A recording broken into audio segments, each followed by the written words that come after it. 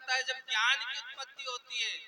जिसके मन के अंदर ज्ञान समाया हुआ हो उसे ही भागवत की कथा प्राप्त होती है। वा का मतलब होता है वैराग्य, और वैराग्य नहीं हो, ध्यान रखना, विमान आज भी उतर जाए पर लोग कहते गुरुजी तभी बैठ के चल जाओ, मरबो कोई चाहे, कोई ईमानदारी से कोई चाहे? आज तक किसी ने मरने की तैयारी करी? जबकि पता सबको है कि जन्म फिक्स नहीं है पर मरण सत्य है। आया है सो जाएगा, राजा रंग फकीर, जाना सबको है, सबको जाना है, पर तैयारी किसी की नहीं है। अब कैसे कल्याण होगा?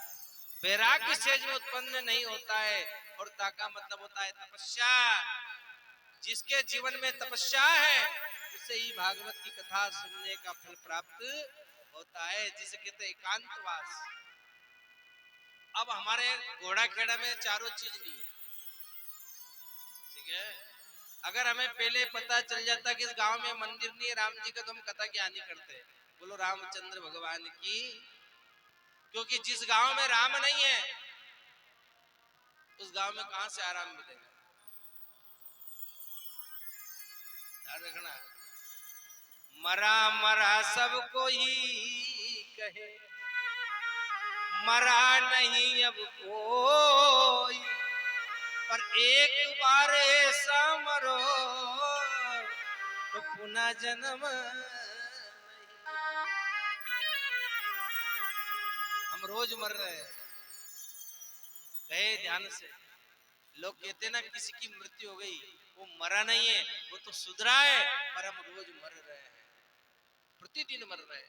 क्योंकि ना भाग्य उदय हो रहा है, ना वैराग्य उत्पन्न हो रहा है, ना कहीं से ज्ञान की प्राप्ति हो रही है, ना हमने मंदिर जाकर के भगवान का चरणामत लिया, ना तुलसी ली, ना गंगा जल का पानी किया, ना तप किया। समझ लो हम रोज गर्दे में गड्ढे में पड़ रहे हैं। कैसे विवेक की प्राप्ति हुई? कहां? आप एक भागवत नहीं हजारों भागवत कर लो, बिना मंदिर से भागवत कराने का कोई फल प्राप्त नहीं है। लिखा है जिस माथे पे तिलक ना हो वो सिर गधा का सिर के समान है। जिस घर में तुलसी का क्यारा ना हो वो घर शमशान है। और जिस गांव के अंदर परमात्मा ना हो वो गांव भी पापात्मा यमपुरी कहलाती है। उसे ना वैकुंठ कह सकते हैं आप, ना स्वर्ग कह सकते हैं, क्योंकि यमपुरी में परमात्मा का मंदिर नहीं है। यह लंका भी कह सकते हैं आप। जय हो गुरुदेव। लंका में भी राम जी का मंदिर नहीं है। तो हमारे पटेल साहब से हम निवेदन कर रहे हैं सबसे पहले कि 7 दिन में प्लानिंग मंदिर की होना चाहिए, और जो कुछ बड़े दास से भी ले लेना, हम भी देने के लिए तैयार हैं। पर 7 दिन हम कथा करेंगे और 7 दिन की प्लानिंग पूरी हो जाएगी तभी तुम्हारे गांव में हम पानी पिएंगे, वरना नहीं पिएंगे। बोलो वृंदावन बिहारी लाल की जय हो। क्योंकि हमारा सिद्धांत है कि जिस गांव में भगवान राम और राधा कृष्ण का मंदिर हो उसी गांव का हम जल पीते हैं, वरना नहीं पीते। आइए भागवत से हम प्रार्थना करें कि हे भागवत माता ऐसी सद्बुद्धि दे कि हमारे गांव ग्राम घोड़ा खेड़ा का कल्याण हो जाए। हे भागवत माता हमें ऐसी सद्बुद्धि दे कि हम भगवान राघवेंद्र जी का मंदिर बना दे। क्योंकि हो सकता है कि अयोध्या में ना बैठे हो राम जी, जब तक तुम्हारे बाप दादाओं ने भी ठेका लिया हो कि जब तक राम जी अवध में ना बैठेंगे तब तक हम नहीं बिठाएंगे, तब तो राम जी अवध में बैठ गए, अब तुम भी बिठा लेना। हो सकता है कि 14 वर्ष का वनवास कहीं राम जी को तुमने दे दिया हो, पर अब राम जी आ गए 7 दिन में तुम्हारा यहाँ भागवत रूपी गंगा। ध्यान रखना, प्रयागराज इलाहाबाद में तुम गंगा जी में स्नान करने जाओगे, 7 दिन का समय निकालना पड़ेगा, पैसा खर्च करना पड़ेगा, अनमोल समय नष्ट हो जाएगा, किराया लगा के जाना पड़ेगा भागीरथी गंगा में नहाने। पर श्रीमद् भागवत की कथा ये स्वयं ज्ञान गंगा है, स्वयं चल के तुम्हारे गांव घोड़ा खेड़ा में आ गई। अब तो ध्यान रखना, एक गांव की कहावत है ना कि रे लेडी ने रामा जी कदी 7 दिन मलिया है रामा जी मन के मंत्री जो राम जी का बन जाए जो उद्धार हो जाएगा। जय हो।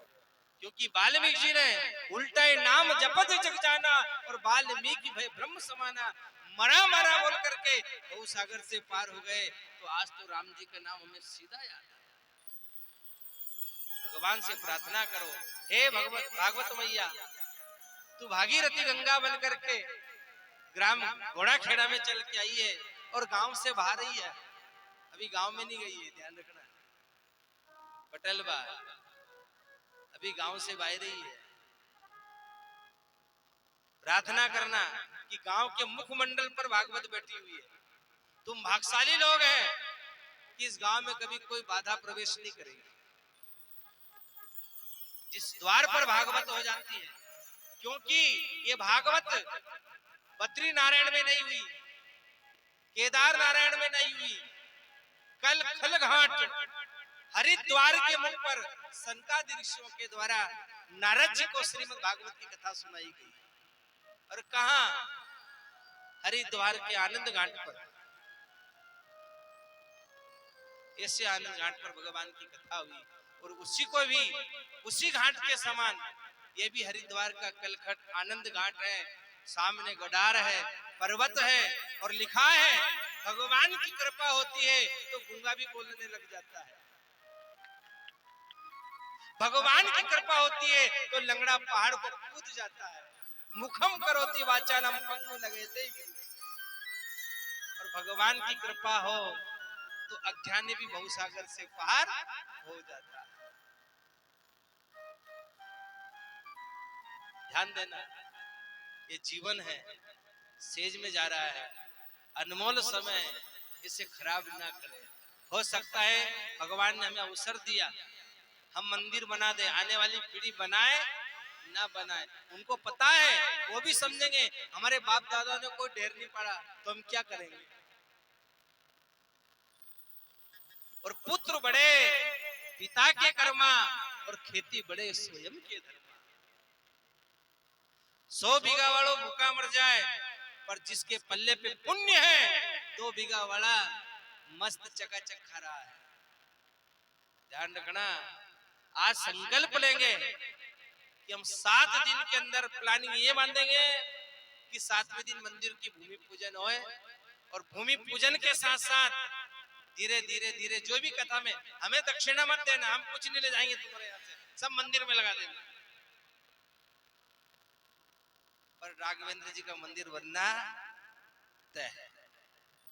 ऐसा संकल्प हमारे साथ हो, भगवान से प्रार्थना करें कि हे गोविंद हमारा कल्याण हो, हम सुखी रहें, हम संपन्न रहें, भगवान की कृपा बरसती रहे। इसलिए ठाकुर जी से प्रार्थना करके दोनों हाथ की ताली बजाते हुए सेवा देते हुए और गाइएगा कि कल्याण मेरे इस जीवन का भगवान न जाने कब होगा, कल्याण मेरे इस जीवन का भगवान न जाने कब होगा, कल्याण मेरे इस जीवन का भगवान न जाने कब होगा, कल्याण मेरे इस जीवन का भगवान न जाने कब होगा, भगवान न जाने कब होगा, घनश्याम न जाने कब होगा, भगवान न जाने कब होगा, घनश्याम न जाने कब होगा, भगवान न जाने कब होगा, घनश्याम न जाने कब होगा, भगवान न जाने कब होगा, घनश्याम न जाने कब होगा, कल्याण मेरे इस जीवन का भगवान न जाने कब होगा।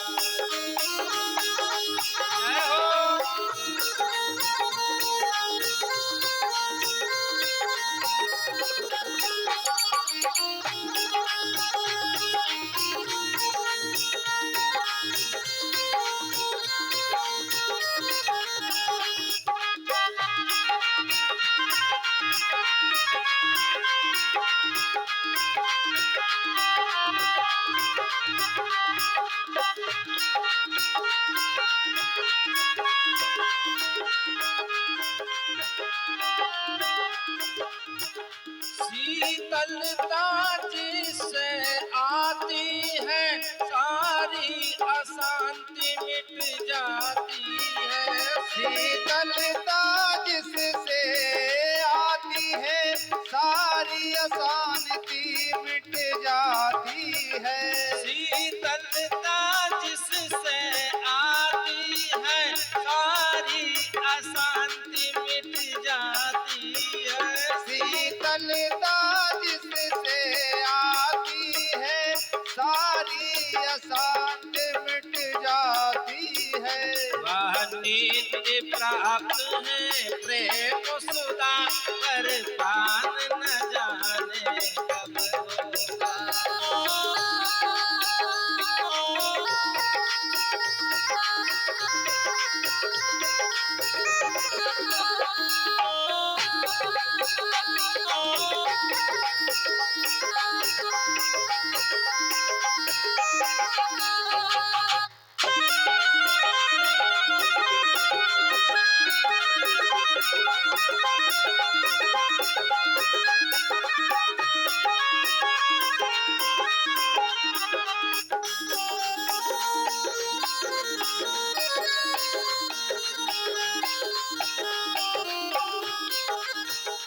भगवान न जाने कब होगा, भगवान न जाने कब होगा। भगवान न जाने कब होगा, भगवान न जाने कब होगा। कल्याण मेरे इस जीवन का भगवान न जाने कब होगा। कल्याण मेरे इस जीवन का भगवान न जाने कब होगा।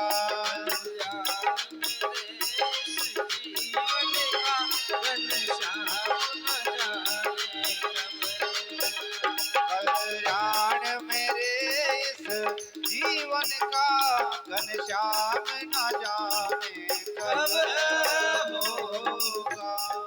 बोलो द्वारिकाधीश भगवान की जय हो। देखिए, जन्म जन्म मुनि जतन कराही और अंत राम कही आवत नहीं।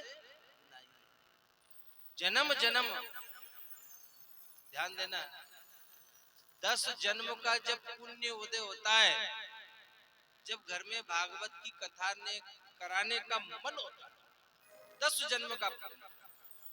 और 100 जन्म का पुण्य होता है जब भागवत सुनने का अवसर प्राप्त होता है।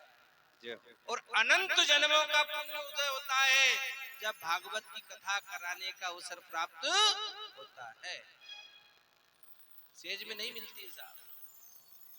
इंद्र भी तरस रहे हैं, भगवान की कथा मिल जाए तो हम भी इंद्रासन को अपना अधिकार कैद कर रहे, तरस रहे। ध्यान देना, भगवान की कथा दुख को मिटा देती, संकटों को मिटाती है।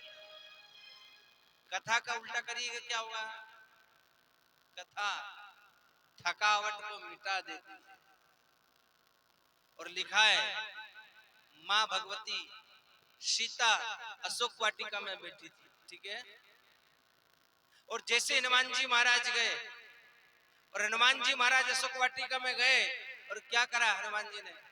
राम जी का चरित्र का वर्णन करा।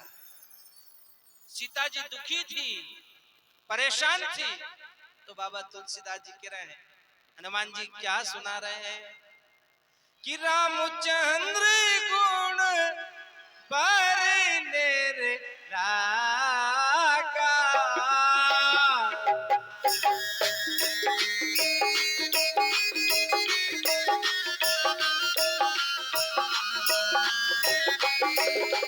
सुनता ही सीता कर दुख भागा।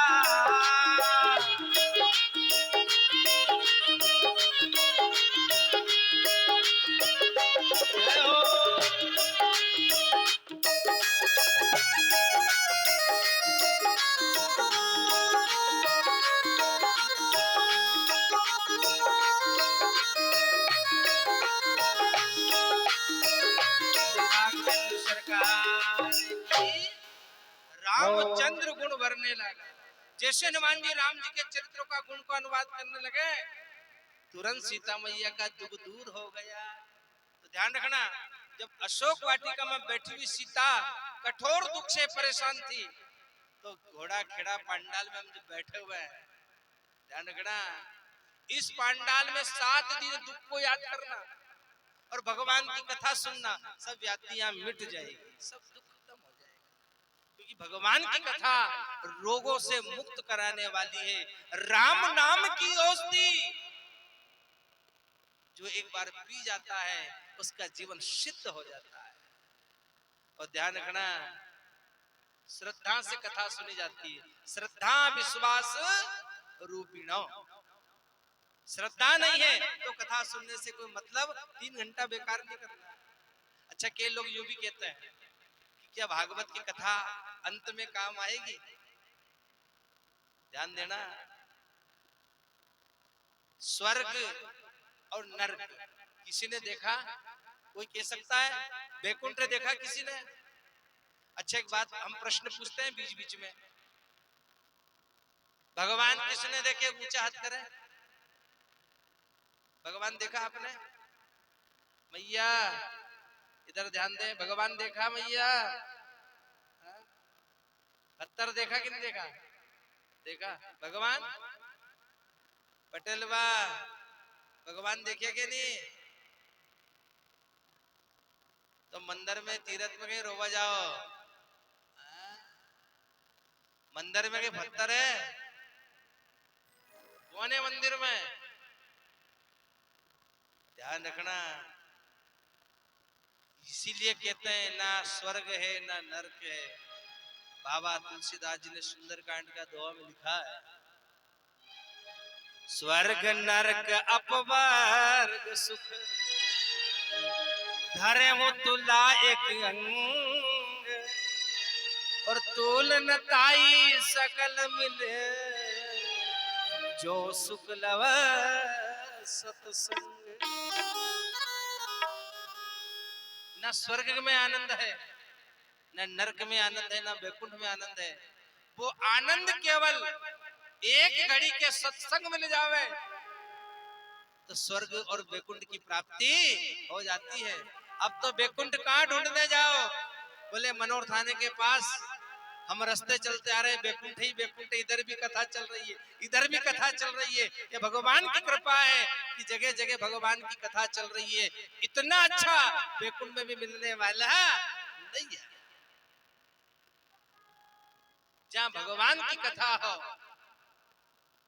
एक घड़ी आदि घड़ी एक क्षण मिल जाए। और ध्यान रखना, इंडो सेल्पान का तो एक बूंद भी काफी है, ठीक है? इंडो जानो भैया, और जानो आपके इंडो सेल्पान मत जान जो तो पाड़ी देखनो भी नहीं अपने, कभी जीवन में नाम नहीं लेनो। एक बूंद चल जाए तो राम नाम सत्य है, ठीक है? पर ध्यान रखना, ये भगवान की कथा एक क्षण की भी मिल गई तो एक जन्म नहीं, 7 जन्म का उद्धार हो जाएगा और मनुष्य जीवन जीने का सार्थक हो जाएगा। क्योंकि अगर श्रद्धा होगी तो देखिए, लंका के अंदर रावण की श्रद्धा नहीं थी तो राम जी नहीं मिले, और उसी लंका में विभीषण की श्रद्धा थी तो रामादल में पहुंच गए। श्रद्धा होना चाहिए। भले हम गांव में हैं, ये मत कहना अरे साहब शहरों को परमात्मा मिलते हैं। शहर को शहर ही मिलता है पर गांव के लोगों को परमात्मा मिलता है। हमारे स्वभाव सरल है, हम निर्मल हैं। भगवान ज्ञानी को नहीं मिलेंगे, भगवान मंत्र पढ़ने वाले को नहीं मिलेंगे, भगवान माला घुमाने वाले को नहीं मिलेंगे, भगवान रोज गंगा में नहाने वाले को नहीं मिलेंगे। भगवान जो सरल है उसे परमात्मा मिलेंगे। मेरी मैया सबसे सरल थी, भगवान झोपड़ी में आए, सरल थी। और लिखा है बाबा ने कि निर्मल मन जन सो मोये धामा।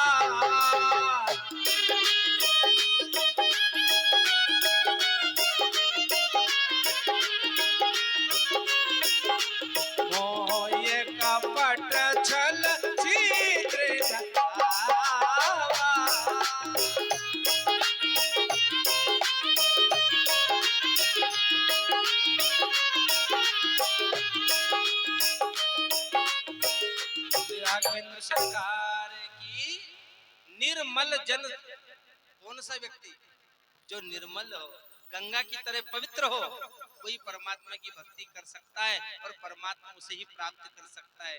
ध्यान देना, हजारों लोग परीक्षा देते हैं परंतु बिरले ही पास होते हैं। और ये 7 दिन की परीक्षा है आपकी और हमारी, और परीक्षा लेने वाले हमारे घोड़ा खेड़ा की जनता है। सीधी सीधी बात।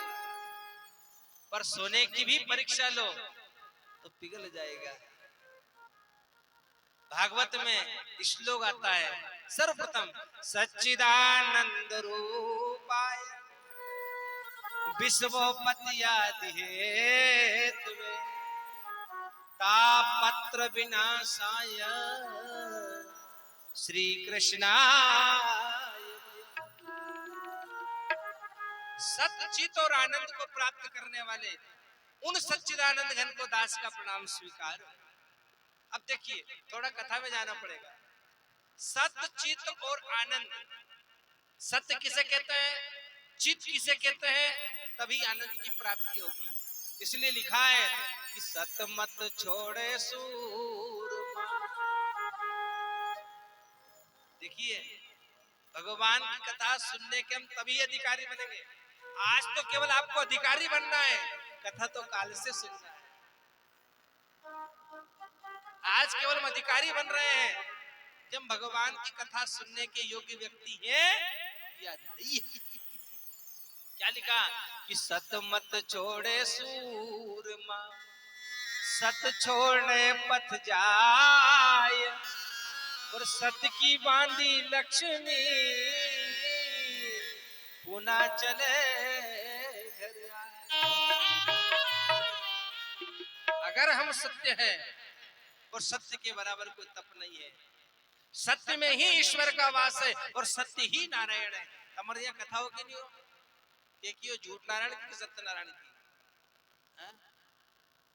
कथा कदी हो कि नहीं अपने गांव में, काका नारायण की होवे, एक असत्य नारायण है, एक सत्य नारायण है, एक ही होवे। इसलिए कहा है कि सत्य बराबर तप नहीं और झूठ बराबर पाप, और जाके हृदय साच है वाके हृदय। पर ध्यान रखना, अबे पड़ोसी का घर में उजड़ो है, ऐसे लोग दुखी है, अपना घर में अंधेरो है, कोई ये दुख नहीं है। 99% लोग दूसरे के सुख से दुखी है। क्यों? सत्य गुरुदेव। अपने सुख से कोई न अपना दुख से दुखी। और हम कहे सत्य नारायण की कथा करें, कैसे करें? सत्य, जब तक हम सत्य को धारण नहीं करेंगे, जब तक चित्त मुकाम पे नहीं रहेगा। ध्यान देना, चोरी करने वाले का मुकाम कभी एक जगह नहीं रह गई। ध्यान देना, हमने ट्रेन की यात्रा की और अगर हमने टिकट नहीं लिया तो दिमाग मुकाम पर है। समोसा बेचवा वालों भी टीटी नजर आवे, टीटी को डर, असोनी के कहीं टीटी आके पकड़ ले। ध्यान देना, बिना टिकट यात्रा से ट्रेन में दिमाग उलझन में, घड़ीक में ही भरे न घड़ीक में मई भरे न घड़ीक में लेट बात दिखे। चित मुकाम पे नहीं है। चोरी करने वाले का मन कभी मुकाम पे नहीं रहता है। अब चोरी करने वाले से पूछो कि तेरे जीवन में आनंद आए, उसे आनंद नहीं आएगा। परंतु भगवान की कथा वाह है, भगवान की लीला वाह है, भगवान की भक्ति वाह है। आज मन नहीं लगा कथा में, कल लगेगा। 7 दिन क्यों दिया कथा में? इसीलिए दिया। आज नहीं लगा तो कल लगेगा, कल नहीं लगा तो परसों लगेगा, परंतु अवश्य मन लगेगा। और जिस दिन मन लग गया उस दिन मनमोहन की कृपा हो जाएगी। जय हो। भगवान से प्रार्थना करो कि हे प्रभु, ये शरीर तेरा है, तूने बनाया, ये आत्मा तेरी है, और आज का मेरा संबंध नहीं है। जिस दिन मैं मां के गर्भ में आया था उसी दिन से तेरा और मेरा संबंध है, रिश्तेदार हैं हम। हे गोविंद, मैं माँ के गर्भ में उल्टा लटका था, उस समय तेरी प्रार्थना की थी। हे गोविंद, मैं माँ के गर्भ में मल मूत्र में विकार में नरक में पड़ा था, उस समय तेरी मैंने प्रार्थना की थी कि मुझे यहाँ से निकाल और मैं तेरे नाम का भजन करूंगा। पर हे गोविंद, ना जाने कहां को पाप आड़े आ रहे है कि जो तेरे यहाँ तक मुझे पहुंचने में बड़ी परेशानी आ रही है। और ध्यान रखना, भगवान से प्रार्थना करना, हे ठाकुर जी गिराना तो संसार के सामने मत गिरा देना, गिराना तो तेरे चरणों में गिरा देना, और चढ़ाना तो ये ठाकुर जी थाना की और अस्पताल की सीढ़ी बचा दीजिए और तेरे मंदिर की सीढ़ी चढ़ा देना।